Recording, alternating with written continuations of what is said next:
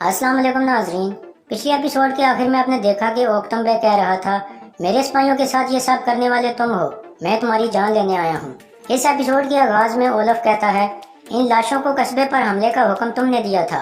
तो ओक्तम बे कहता है, कैसा हुक्म, मैं तुम्हें मार डालूंगा।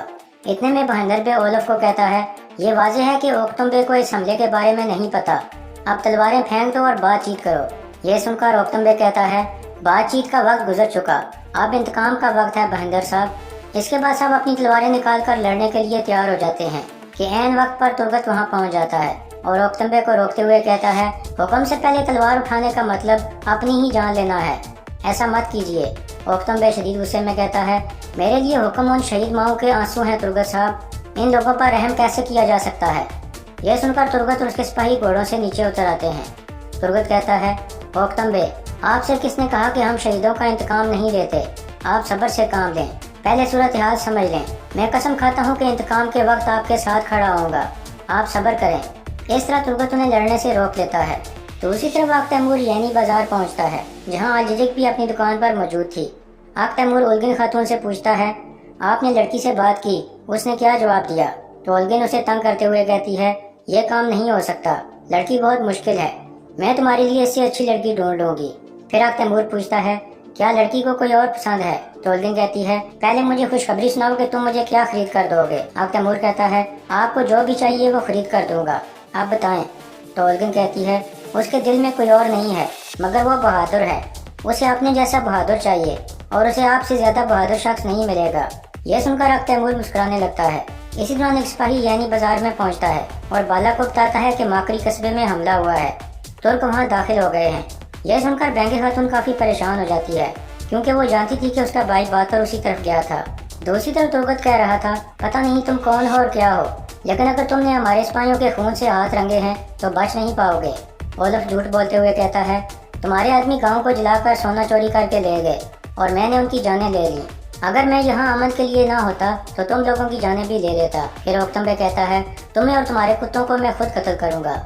ये कहकर ओक्तम बे दोबारा हमला करने की कोशिश करता है, लेकिन तुर्गत उसे रोक लेता है। इतने में बहंदर बे कहता है, क्या ये मुनासिब है तुर्गत साहब, हम अपने सिपाहियों की लाशें यहाँ नहीं छोड़ेंगे। यह सुनकर ओलफ कहता है, शुक्र करो कि मैंने तुम्हारी जानें नहीं ली, ये लाशें तुम्हारा सरदार उस्मान आकर ले जाएगा। इसके बाद कुंसुतुनिया के महल का मंजर सामने आता है। शहंशाह अंद्रे निकोस कह रहा था, किसी शख्स के बिजांतीनी तख्त का दावा करने के लिए यह जरूरी है कि उसकी रगों में शाही खून दौड़ रहा हो। मैं नहीं जानता कि मेरा दुश्मन कहाँ है, शायद वो मेरे बहुत करीब है। तो कांतानोज कहता है, अगर आपने सिर्फ अपने करीब जगहों पर नजर डाली तो बड़ी तस्वीर नहीं देख पाएंगे शहंशाह, अगर आप इजाजत दें तो मैं इस मामले की तफ्तीश करना चाहूँगा। शहंशाह कहता है, तुम फिक्र न करो कांतानोज, मेरी बेटी ओफिलिया मैदान में है। इसके बाद उस मैदान का मंजर सामने आता है जहाँ कनूर अल्प कैदियों को लड़ने की मशक करा रहा था। इतने में शहंशाह की बेटी ओफिलिया वहाँ पहुँचती है और कनूर से पूछती है, क्या इस मैदान के कमांडर तुम हो।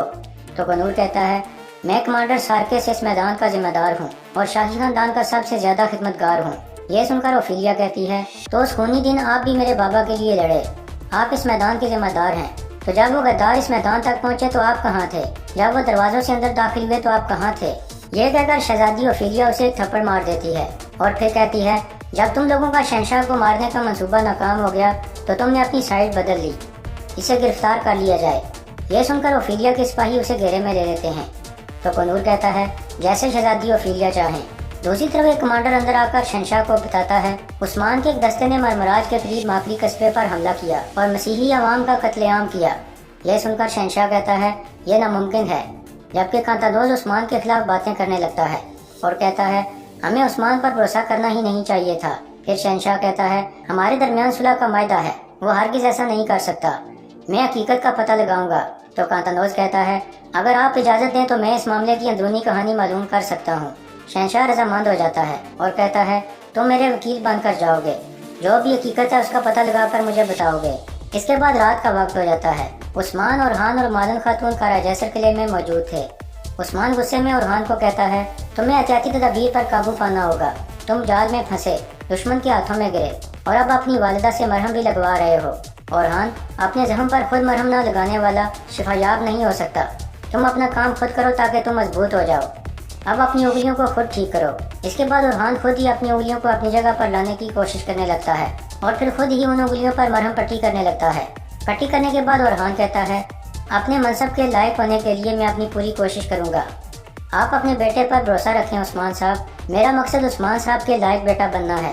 یہ سن کر عثمان کہتا ہے عثمان صاحب کون ہے کہ تم ان کے لائق بنو گے؟ عام یہ ہے کہ تم اللہ کے لائق بندے بنو۔ دوسری جانب اوکتم بے واپس اپنے قبیلے میں پہنچتا ہے تو بینگے خاتون پوچھتی ہے باتر کہاں ہے؟ کیا وہ باہر ہے؟ اب تک کوئی خبر کیوں نہیں بھیجی آپ نے؟ تو اوکتم بے کہتا ہے باتر نہیں آئے گا، وہ شہید ہو گیا ہے۔ یہ سن کر بینگے خاتون اور اس کی بیٹی الیجک بہت زیادہ پریشان ہو جاتی ہیں۔ پھر اوکتم بے کہتا ہے ہم اس کی لاش حاصل نہیں کر سکے مگر جلد ہی حاصل کر لیں گے۔